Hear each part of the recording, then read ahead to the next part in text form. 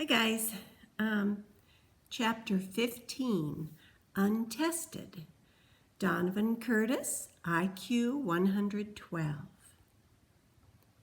Noah Euclid gave Daniel Sanderson a black eye at the dance on Friday night.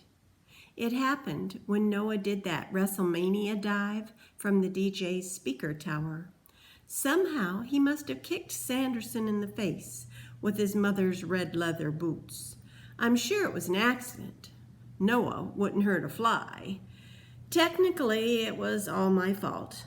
I'm the one who turned Noah on to YouTube, and that's where he discovered professional wrestling. I didn't feel bad, though, because Sanderson totally had it coming. My only regret was that Noah couldn't have gotten noosebound with the other foot. Trust me, I didn't hear any of this from the Daniels themselves. I told my parents and Katie that if those guys called or came by, I was officially not at home. But why, Donnie? They're your best friends. I thought they were my friends when I showed them the robot, I replied. But when they went behind my back and wheeled it into the gym so 1,000 idiots could use it as a punching clown? What do you care about the robot? Katie challenged. I'm the driver, I argued. We're like the Lone Ranger and his horse. Her eyes narrowed. Any idiot can work a joystick. What else did you do on the project? Did you help build it? Part of it. She was unconvinced. What part? The exterior, I said stubbornly. You can't even make a crafted dinner, Katie accused. Where would you learn how to build a sophisticated piece of technology? It's not about the robot. It's about the Daniels, I insisted. Those guys think they can treat the gifted kids like they don't measure up as humans. Well, you can't push people around in front of a dozen chaperones, so they took it out on Tin Man. I'm not talking to them. Mom respected my wishes, but on Wednesday, Nussbaum took a picture of Sanderson's face on his cell phone and texted it to Katie. She always had a soft spot for the Daniels, if you can imagine Katie having a soft spot for anybody. Anyway, when she showed me the picture, I did a double take. Sanderson looked like he'd been hit by a train. And not a half-pint YouTube-obsessed genius. What a shiner. His eye wasn't just black. It was purple and yellow and green and a few shades I didn't even know the names of.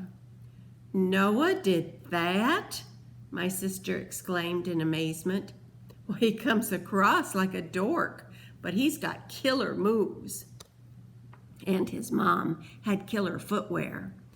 In the end, my conscience won out, and I headed over to Sanderson's. If the Daniels were texting my sister, they were really angling for a visit, which meant they probably wanted to apologize. I guess I had to go over there and let them. Sanderson might have been suffering, but it hadn't stopped him from milking this injury for all it was worth. He had Deidre and Heather over there holding his hand and refreezing ice packs for his poor eye. Nussbaum was on the scene too, limping a little just in case there was any sympathy spillover from the girls.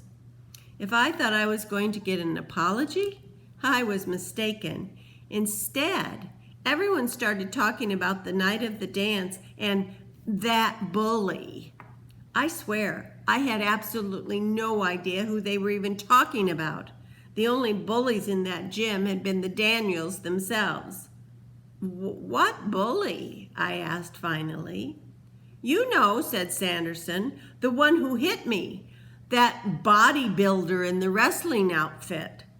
I was blown away. With the red boots? Sanderson gave me a beseeching look.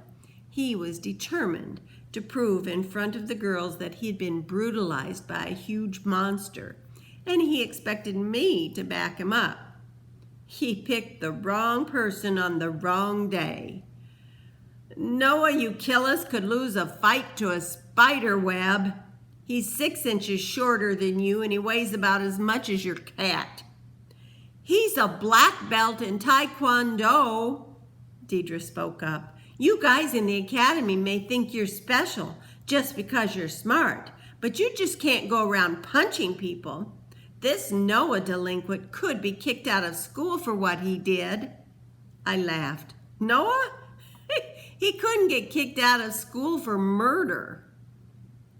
The Daniels stuck to their guns, though. Every time they mentioned Noah, he got bigger and meaner and trained by a more secret paramilitary organization.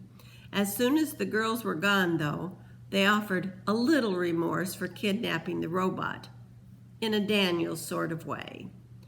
Yeah, I guess it was kind of uncool, Nussbaum murmured, but you should have seen the look on your face. Totally worth it, agreed Sanderson, at least till that little ninja cold-cocked me. And by the way, thanks for nothing for having my back with Heather and Deidre a minute ago. I laughed mirthlessly. You'd better pray they never get a look at Noah close up. Well, he'd better pray he never gets a look at me, Sanderson promised darkly. That's quite a crowd you hang with over at the Genius School, Nussbaum observed. You never told us plaid shirt was the normal one. For some reason, that really got to me. You know, a few of those kids are so smart that we're not even smart enough to understand how smart they are. So leave them alone. And definitely leave their robot alone. We were just fooling around, Nussbaum mumbled. We used to know a kid who did stuff like that all the time. A kid named Donovan Curtis. I almost forgave them, because they definitely had a point. What were a few bumps and scrapes on Tin Man compared to the wreckage I'd visited on the Hardcastle gym? They were the same old Daniels. I was the one who was different. Besides, with my big retest coming up, you had to figure I'd be back at Hardcastle Middle School before too long. I was going to need some friends there. I approached the upcoming testing the way a death row inmate approaches the date of his execution, reluctantly and with feet dragging. It was kind of touching how many of my robotics classmates offered to help me study, coach me, with the exception of Abigail, who was planning to relish my failure. Everyone seemed to be pulling for me. A lot of it might have been because of Katie, or because I was the best person to drive Tin Man at the robotics meet.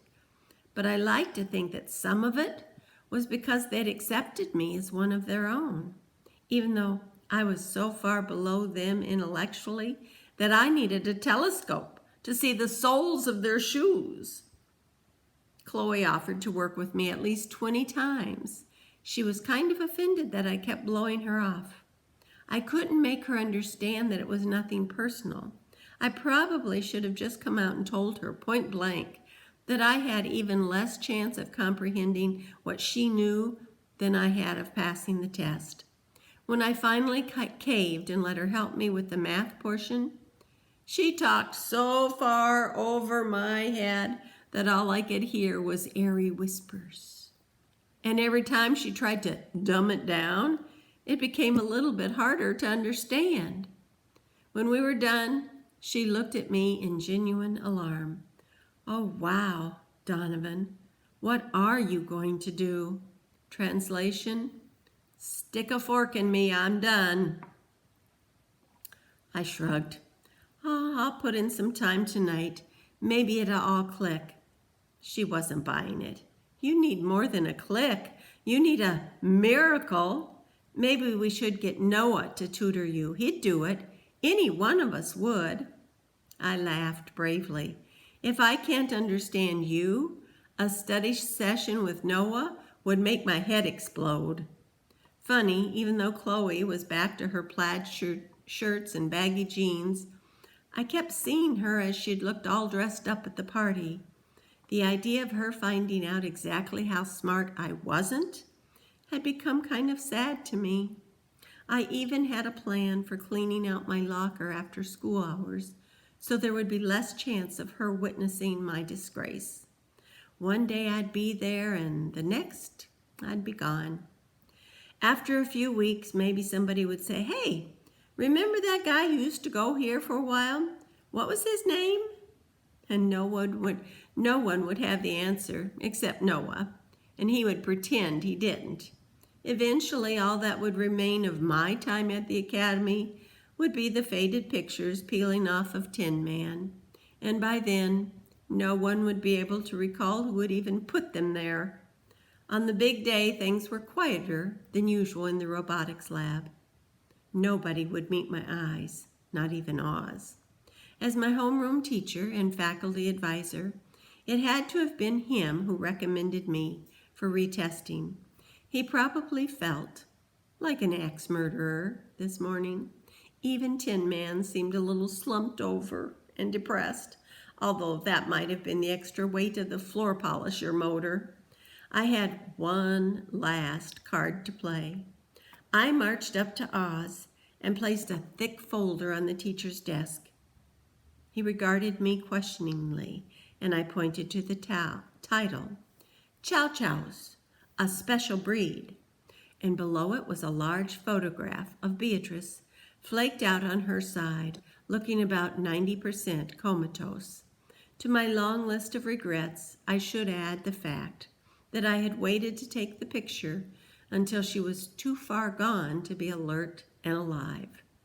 "My science project," I announced. "Well, shouldn't this go to Mr. Holman?" he asked. "Well, I thought maybe you could hand it in for me," I explained lamely, "since I might miss science today while I'm taking the test." My pathetically desperate Technicolor hope was that he'd see this fabulous project, realize that I was working my butt off, and cancel the retest. But he didn't even open it. "Sure," he said, very absently, and glanced at his watch. Noah drifted by the desk. "Good picture," he commented. "Interesting idea to use a pregnant dog."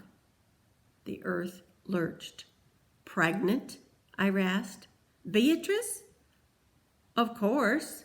The young genius pointed out the features that had gotten by me and my entire family. "Note the distended belly, the prominent nipples, and the languid posture. Weren't you paying attention in human growth and development when we compared human pregnancies to those of other mammals?" I couldn't even respond. So rocked was I by this news.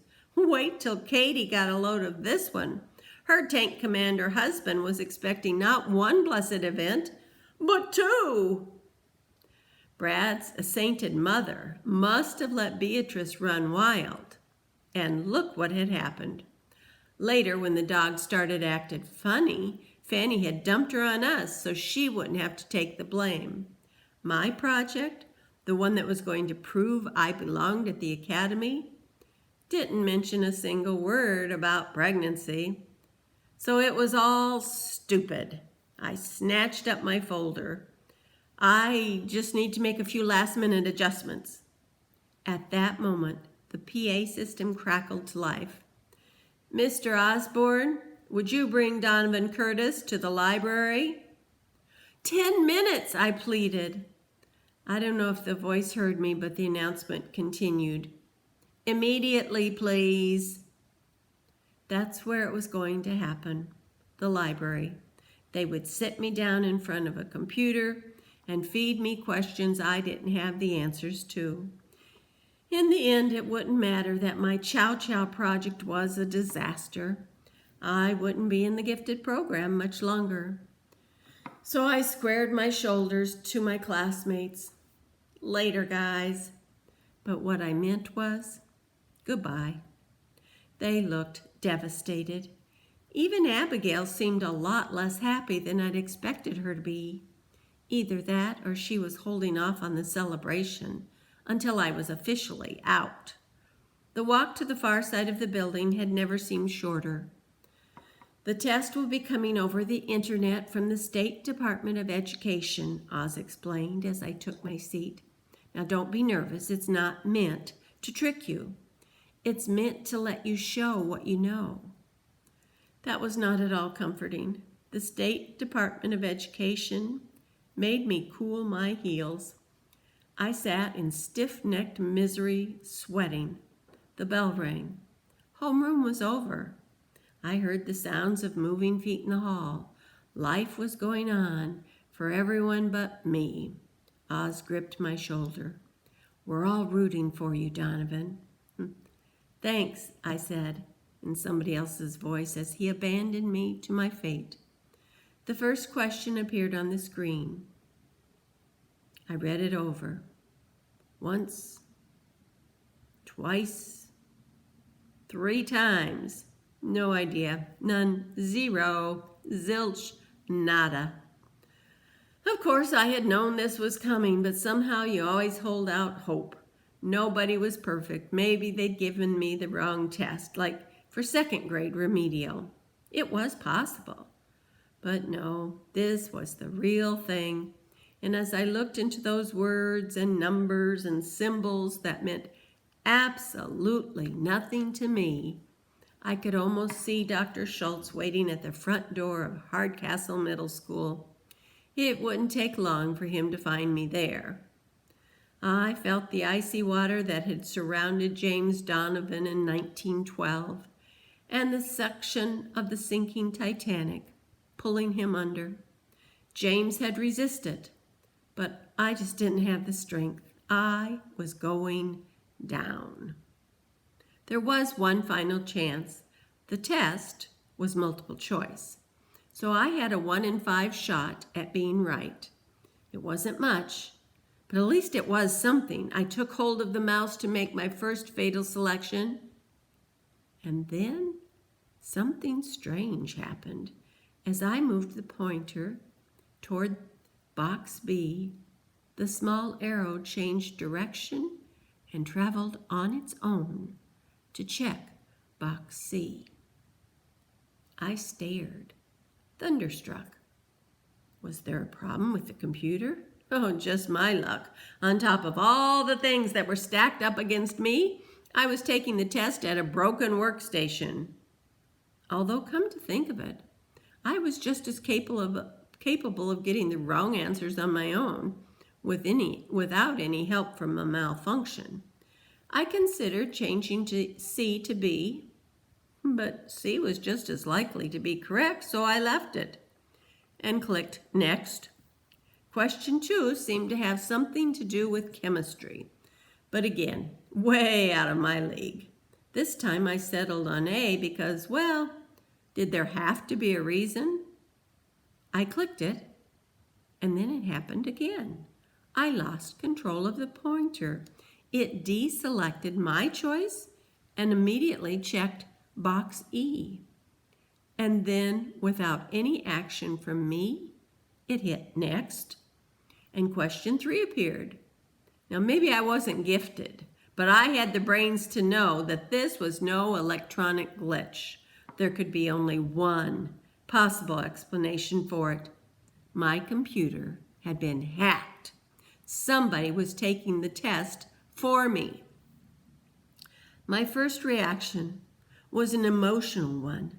Another human being cared enough to want to keep me at the academy. Most of my classmates were so wrapped up in their own skills and talents that they barely noticed anybody else existed. Excuse me. Yet somehow they had noticed me, and this person was going to great lengths and risking big trouble to bail me out. For a second there, my eyes actually filled with tears, and I almost missed my remote angel answering question 3. I would have bet money that I had no friends in the first place. But somewhere in this building, or even outside of it, hunched over a laptop was the greatest friend I never knew I had. Would the Daniels do something like this for me? Okay, The Daniels couldn't pass this test if an alien microcomputer crash landed inside their skulls. But even if they could, would they go out on a limb for me? I sincerely doubted it. Who was doing it? They were all smart enough, but it took more than smarts, it took guts. And that was in short supply at the academy. It could even be a teacher. Oz, or Bevilacqua, trying to prove that the gifted program didn't make mistakes. I noticed the librarian looking at me curiously, so I took hold of the mouse and pretended to be busy at work. By that time, I was on question 11 and cruising. My bewilderment was beginning to morph into relief. My date with Dr. Schultz and the consequences of the Atlas incident had been put on hold. I was dog paddling again, and this time it took a little help. Okay, a lot of help, but I was still afloat, just like James Donovan. The librarian shot me an encouraging smile. What she saw was a student who had all the answers, and I did, except one. Who was doing this for me? Tomorrow, unforgivable. Miss Bevilacqua, IQ 140.